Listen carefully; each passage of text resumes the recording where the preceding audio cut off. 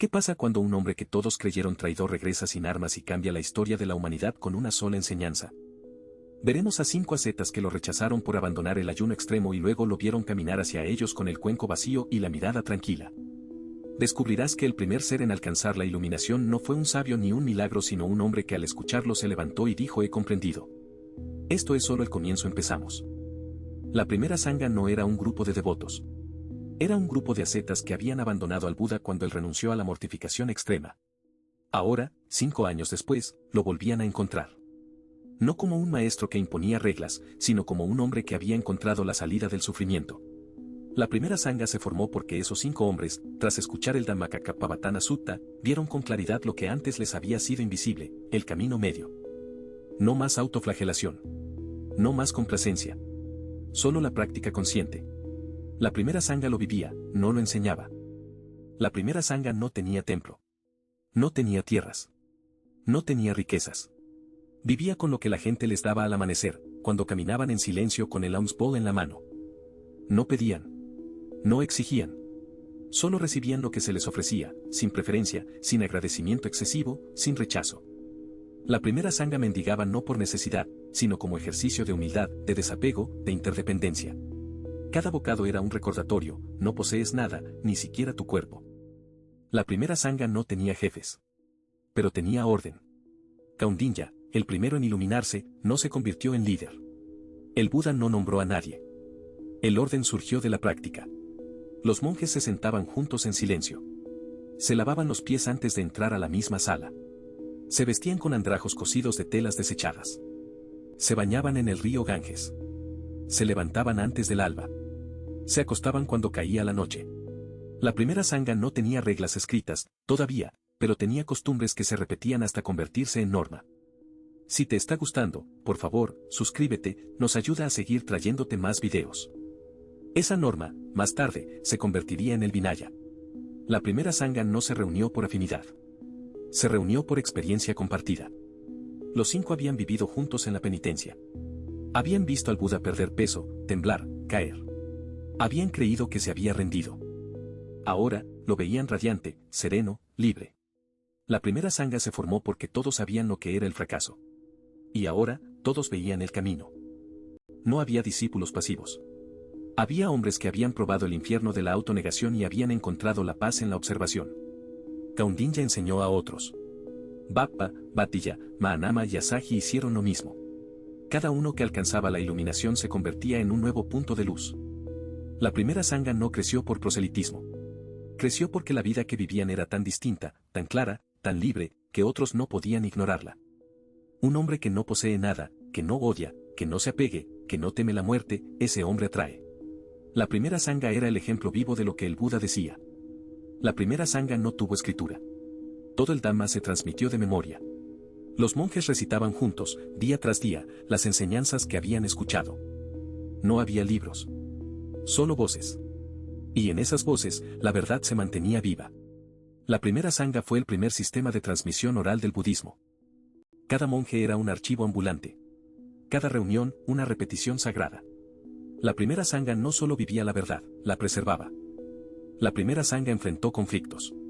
No hubo guerras, pero sí desacuerdos. Un monje se quejaba del calor. Otro, de la comida. Uno se enojó porque otro mendigaba en su lugar. El Buda no castigó.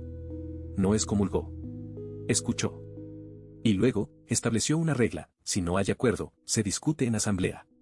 Si hay desacuerdo persistente, se vota.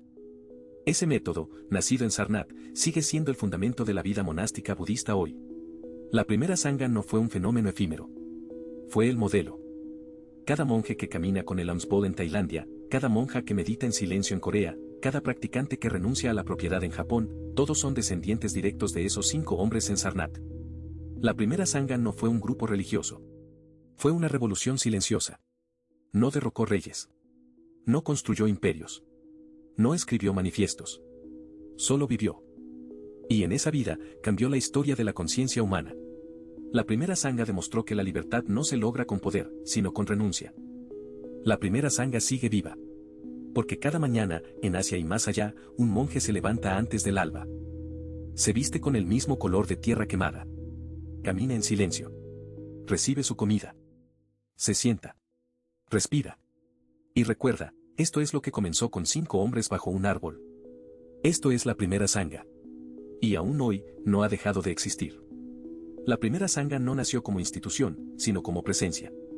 5 hombres, Kuan-Yin, Bappa, Bhattacharya, Asaji y Manma, se habían alejado del Buda, entonces Siddhartha Gautama, cuando éste abandonó la mortificación extrema. Lo habían considerado débil, rendido. Pero cuando, tras la iluminación bajo el árbol de la Bodhi, él se dirigió a Sarnath, ellos lo vieron acercarse con ojos distintos. No con el cuerpo flácido de la renuncia fallida, sino con la postura firme de quien ha tocado lo indestructible. El primer sermón, el Dhammacakkappavattana Sutta, no fue una conferencia, sino una transmisión directa. El Buda explicó las 4 nobles verdades. Al terminar, Kuan-Yin, según el Vinaya-Pyaka, alcanzó la iluminación. Fue el primer Arahant. El Buda lo reconoció, Kuan-Yin ha comprendido. En ese instante, la Sangha existió. No había reglas escritas, ni templos, ni estatua alguna. Solo 5 hombres que, de ascetas solitarios, se convirtieron en compañeros en el camino. La primera Sangha se consolidó cuando el Buda les otorgó el papaj, la ordenación simbólica, cortarse el cabello, vestir con los 3 andrajos de tela, aceptar la vida sin hogar. Vivían en el Deer Park de Sarnath, mendigando al amanecer, compartiendo lo recibido, meditando en grupo. No había jerarquía formal aún, pero Kuan-Yin, por haber sido el primero en comprender, ocupó un lugar natural. Años después, cuando el número de seguidores creció, el Buda estableció el Vinaya, el código disciplinario, reglas sobre cómo recibir la ordenación, cómo resolver conflictos, cómo vivir sin posesiones. Todo surgió de aquella semilla, 5 hombres bajo un árbol.